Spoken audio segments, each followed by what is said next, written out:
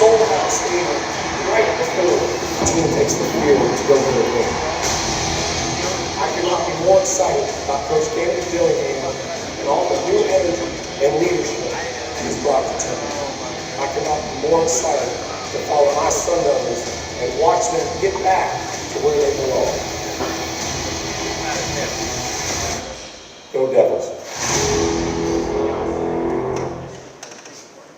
Pac-12 Football Media Day presented by 76, rolling on with the new head coach at ASU, and Brock said it perfectly. I think there's a lot of people really excited for Kenny Dillingham to take over this program.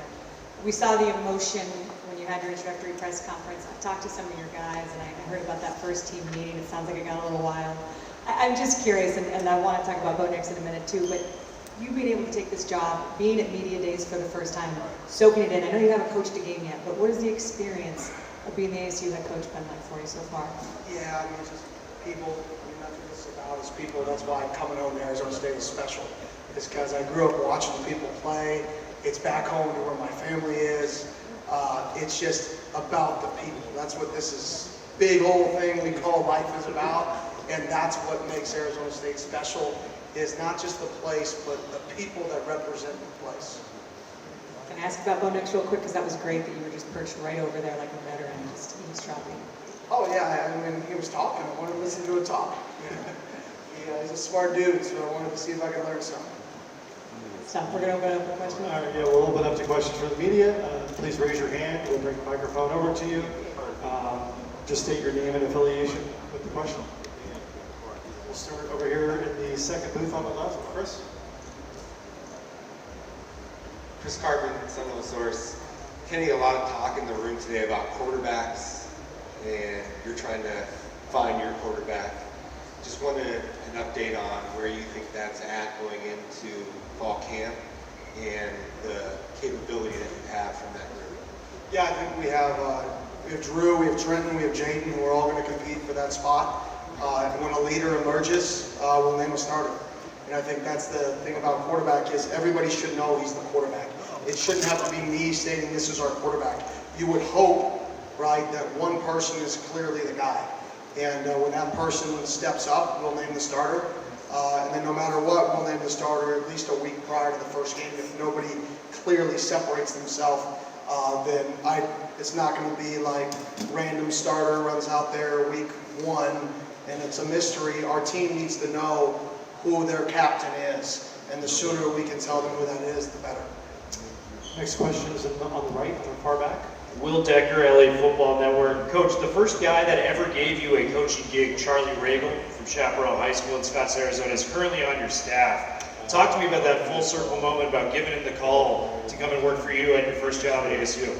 Yeah, I mean, I was playing for him, and I tore my ACL going into my senior year of high school. I tried to play without it. He's like, Kenny, you're 5'9", you're unathletic. Like, let's just get this. If you love ball, let's just start coaching. And that's how I started coaching. 16 years ago now is when he convinced me to start coaching. And for me to be able to bring him on my staff now is really special for me, not just because of who he is to my life, but the impact I know he makes on all of his players and the players that are going to come through our program, the impacts he's going to make on them. Second row here on the left. Hi, Kenny. Hodorvino, DevilsDigest. You and I talked earlier about the culture that you wanted to establish. Are you pleased or maybe even surprised how quickly everything did come together, especially when you have around 50 newcomers, more than half of them from the transfer portal? Yeah, I think the culture that you are as a person is going to be the reflection of your team, right? I don't think you can say we want this culture, but that culture doesn't reflect how you live every day. So if you try to create a culture that's not how you're going to live, eventually people are going to see through it. So the culture is going to be, we're going to have more fun than anybody in the country, working harder than anybody in the country. You better fall in love with the process of growth. And I think our kids have bought in, but you truly see where you stand as a team through adversity, the highs and the lows. And they're really hard to simulate those highs and lows when you haven't played a game. Second row on the right, Michelle. Michelle Gardner, Arizona Republic. Coach, between the freshmen and the transfers, you've got a whole lot of new players on this team. Are you pleased with how the chemistry and the camaraderie has developed to this point? Yeah, I think the guys understand the opportunity we have. I think the guys have a chip on their shoulder, a variety of chips. You have guys that were here last year and it was a part of a 3-9 team. You have guys that maybe didn't get an opportunity at their school, right? Then you have guys who didn't get an opportunity out of high school to play at this level, and then they played really well at their current level, so they chose to come up a level. So you have so many guys who have different chips on their shoulders, right? And to see them come together, that's been the challenge, right? And I think that's the most important thing that wins in college football is culture. And I think you look at Coach Whittingham at Utah and you say, man, if we can embody that culture, what he's done, what Coach Smith's been doing right now at Oregon State, if we can tap into those two cultures, that's what we're trying to do. Fourth row on the right. Coach Paul Richardson, the sports game. Obviously, everyone knows this is your job, your dream job. When you first got it, how did you temper the excitement of getting a job into saying, what area I'm going to tackle first to make sure we're successful as a team? Yeah, I mean, I think the first thing you do is relationships. And the relationships have to start with your own guys. And that was always the goal, is first thing I did after my press conference was go meet with my guys, was go meet with the players on our team. And then the next thing was I had an individual meeting with every single player on our team. I spoke to every player on our team before I spoke to, I mean, not one recruit, but no more than 5. Everybody thinks you show up and you recruit. My vision was show up and meet our team and see what our team is. Ask our team what we need. Don't just come in here and say, this is what we do because this is how I do it. Say, what do we need to do here to change things? And I think I learned a lot of insight just asking Jordan Clark and Jalen Conyers and guys on our team, what do we need to do? What can I do to help this football team? Because we're in it together. Third row right here in the center. Head coach Brendan Mao, Burn City Sports in Phoenix. I'm just wondering how you feel about being picked to finish 10th in the Pac-12. I know you talked earlier this week about how it's hard to have any expectations for your teams from the outside looking in because of how many new guys you have. So I'm just wondering what's your perspective on that? Yeah, I think it's fair. I mean, if enough people feel that way, then I think it's completely fair. I think we have to go out there and try to be the best version of us we can be. And that's just trying to be successful. And how we define success in our program is just being the very best at whatever you're doing all the time. Doesn't matter if you're opening doors, you better open that door until everybody walks through it. Because that's how success is defined in our program. So I think for us, it's not about where people rank us. It's how can we just be successful every single day. And then the next day, and then the next day, and the next day. And however many wins show up, or however many wins show up. Right? But I want to see our guys compete, and I want to see our guys get better every single day at everything they do. Hey Coach, Jay Russell, Burn City Sports in Phoenix. Two-part question here. We had Coach Laney now from Oregon, and we asked him about your guys' relationship. And the first thing he said is, you're his brother, but he also wants to kick your, I'll let you, yeah, we'll say that word. So that's the first question. How do you, just talk about the relationship you guys have. And then the second part, as you were looking over on the side of Bo Nix, I can just tell you guys had admiration, which you have for the Oregon Ducks. What skills did you learn in Oregon that's going to help you out with Arizona State this season to have a better record? Yeah, relationship with Coach Lanning. That was a guy we were at, obviously, he was at Arizona State when I was a high school coach. And I used to come over and I used to see him on the ground floor working. Then we joined up in Memphis, and he was my guy that I would throw all the crazy ideas off of. I'd go, if we put the tackle over and then get an unbalance and then shift, what's the defense going to do? He would tell me his opinion, and he'd ask me the same thing on defense. So he was like my whiteboard enemy, I would say, at Memphis. We go back and forth on the whiteboard, and whoever had the pen last before our meeting won. And it just grew me as a coach to learn the defensive side of the ball. In terms of what I learned in Oregon, I think one thing for me was just how to play the NIL space. I know that's a cutting edge thing in today's day and age, but I think, Phil Knight there almost created the space. That's how we built an entire company, and to be there and to learn how they navigate, what they did to navigate it, and to be cutting edge with one of the biggest things in college football that's changing. I think I learned a lot. On the right side here in the third booth in the back. Coach Kevin Turner, Sun Devil Radio Network. Quick question, going from an X's and O's guy now to the CEO, what's been the biggest adjustment for you, and what's been the hardest part to give up in that X's and O's process? Yeah, meetings that have nothing to do with football. Yeah, that's been the hardest thing is, hey, we're about to hop into an offensive meeting and watch GT counter versus the odd front. Yeah, I love it. It's like one of my favorite plays. And then I'm pulled into a meeting to talk about if we can get a slab of cement on the practice field for high schoolers. You know what I mean? So those are the things that are new to me, that I'm learning, that I've got to manage better, and I've got to adapt and change. That way I don't miss watching GT counter versus odd four eyes. Right side, far back. How you doing, Coach? Anthony Brown, New Stitch Media. Great coaches, they have a signature style of play, types of players, and personality. What can you define what a Coach Dillingham-led program looks like, and what can we expect? Yeah, good people. I mean, if you have to say, I say it all the time to our guys, I want good people. Be a good person. Everybody knows what right and wrong is. I don't care how you grew up, you know when you're doing something right, and you know when you may be towing the line of doing something wrong. Just be a good person. That's it. That's my kind of guy. A guy that works their butt off, that's competitive as all get out. I don't care if we're playing tic-tac-toe. I don't care if we're playing chess in the locker room. We're playing a little game, going different directions, shadow boxing. I don't care what it is. You better compete your guts out. And at the same token, just be a good person at the same time. Staying on the right side here. Coach Michael Harrison, Sideline Sports. To piggyback off the Oregon conversation, I know obviously your most recent stop, but when you're coaching against somebody that kind of knows your ticks and you know his, how tough is it to develop a game plan for a game like that? It's about players. He can know my schemes. I can know his schemes. It's about the players. You know, can you put your players in the best position for them to be successful? If you're going to look at what we did last year at Oregon offensively and compare it to what we do this year at Arizona State offensively, you're going to see 50, 60% similarity. You're going to see a lot of change. Why? We have different players. And I think, you know, in this league alone, you look at a guy like Chip Kelly, I think that's something he's done better than almost anybody in the country, is he's adapted his style of play to the personnel he has. And I think, I would hope that's something that we do well, is a change and adapt our schemes to our players. Back row, right in the middle. Erin Slinny, KVAL TV. Staying on the topic of Oregon, other than NIL, what were some things that you learned from Coach Lanning going through with him his first year as a head coach that you really wanted to take with you to Arizona State? I think the meetings, they have Wednesday meetings. They probably talked about them in some way, shape, or form this today.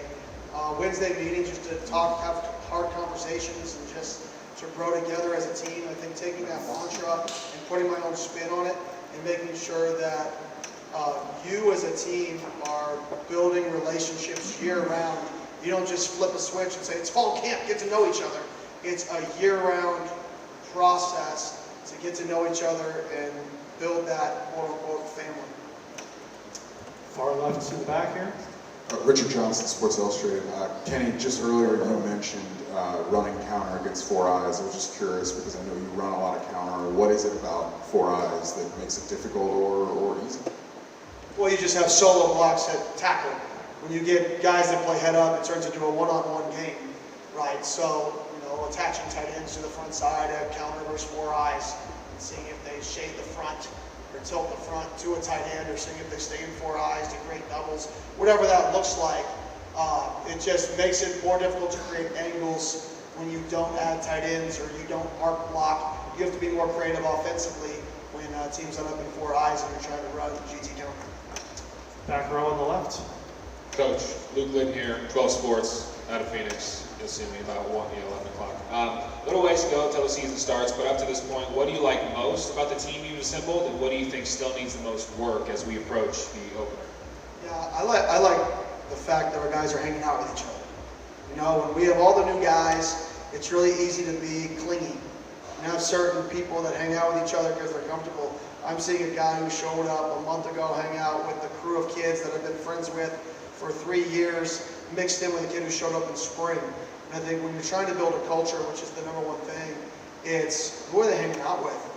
Is there a kid who's going through a hard time? Can I call a kid in our team and say, call this kid and invite him to your house tonight? And are they frustrated with it, or are they like, yeah, okay? And I think that's what I'm most pleased with is I think the guys are bonding and the guys are building relationships with each other. The greatest challenge is that I'm looking forward to see is how we respond to adversity. You know, it's roses and candy canes right now. I mean, we even practice. We can make it as hard as possible. But until you step out on that field and fail, right, we won't know who we are as a team. Front row here on the left. Kenneth Baird, Touchdown to Kansas Network. Coach, when you look at what you want from your quarterback in your system, and let's say like a guy like Drew Pine, where his game against USC completed almost 90% of his passes, are you looking for something more of like a quick strike? And do you expect to take a lot of deep shots in this offense? I would say take what the defense gives you, which is like the coaching, so I'm sorry. But it's the truth. I want to see a guy who just takes what they give you. If they're going to let you throw slot hitches 10 times in a row, take it. If they're going to let you throw outside hitches because they're playing thirds and they're walling the vertical, take it. Right? I want to see a guy who plays the game smart and with confidence. If you get up to the line of scrimmage and you don't like the play we called, change it. I'm not the one playing. I started coaching at 17 for a reason. I can't throw, right? So change it. Right? I want to see a guy take control of the game, play with confidence, but understand Patrick Mahomes' average touchdown pass last year was less than 4.5 yards thrown distance for a reason. It's because smart wins. So be smart. Far right, backside. Coach, Will Deckner from Valley Football Network once again. You have a very deep quarterback room with Drew, Hayden, Jaden, and Trenton all in the Arizona State quarterback room. I'm not going to ask you to name a starter, but what are some of the strengths that you've seen from some of these guys being, the coach through the spring up to this point? Yeah, I think Trenton just has a really good grasp of football. His dad's a coach. He wants to be a coach in his future, so he has a really good grasp for the game as a whole. So when you're teaching him the system, it's really easy to translate into what we're trying to get accomplished. I think Drew, you can tell, has such a quick release. When you watch his film, he can get the ball out now. He plays point guard. And then you have Jaden, who has an unbelievably strong arm, can make any throw on the field. So if I had to point out one thing, those would be the things. Let's stay on the topic of quarterbacks. Last year, you were obviously coaching Bo Nix, and he talked many times about how he finally was happy again, playing with joy. You've got guys that are labeled, right? There was Jake Rashada labeled in recruiting, Drew Pine labeled at Notre Dame, Trent Bourget labeled as a walk-on. How are you making sure they play free and can tap into the potential you just described? I think knowledge. I think knowledge is power. And when you teach somebody the why, and they watch it and they learn and they grow, and they understand that they see the game different. There's been many times that, Drew or Trenton or Jaden have come into my office and they've said, man, watching film, I watch it different now. I have a whole different outlook on the game. I think that's what confidence is, because if they watch the game different, if they see the game different, and if they see it in this new light, that we're seeing it together, then when they do make a mistake, we can get on the headset or we can talk about it. And it's not me yelling, why did you do that? Or why did you check this play? You shouldn't have checked this. It's me understanding, oh, okay, I can understand why they got you there. It's okay, make the next play, right? But it's that confidence of knowledge. Knowledge is power. You mentioned the guys earlier that you brought with you today, Jalen Conyers and Jordan Clark. We're going to talk to them in just a minute. But your thoughts on the two of them and what they've been as you've come in and taken over this program as a first-year head coach? Yeah, Jordan is just competitive. So me and him clicked instantly because I'm the same way. I compete in everything. And I meant that. If I'm holding a door, I'm not going to let you hold the door. I'm going to keep holding the door because I want to win. I don't want anybody else hold the door, right? But that's the mindset. I grew up in that lifestyle where you just competed. If I'm laying in my bed, I'm playing chess. Jordan's the same way. Jordan wants to be the very best at everything he does all the time. And me and him just kind of bonded over that competitive grittiness that he brings all the time. And then you have Jalen, who's almost the other side of my personality. He's bubbly and smiley and goofy, and he's just this big teddy bear that's the nicest kid you'll ever meet, but he still has that competitive fire in him. He came up to me in the middle of a practice. He goes, if that freshman does that to me again, right? Because the guy got in his way and bumped him on the route. And it was just like, man, that's what you love to see. You love to see these people who are good people, but understand when they can be aggressive, when they can be competitive, and understand you can be a good person, right, and flip a switch between the lines, and then just turn it back down outside the lines. And I think Jalen's a great example of that. I love it. Well, we cannot wait to hear from them. Thank you for being generous with your time. Good luck this season. We're looking forward to watching your team play. Thank you. Have a great day.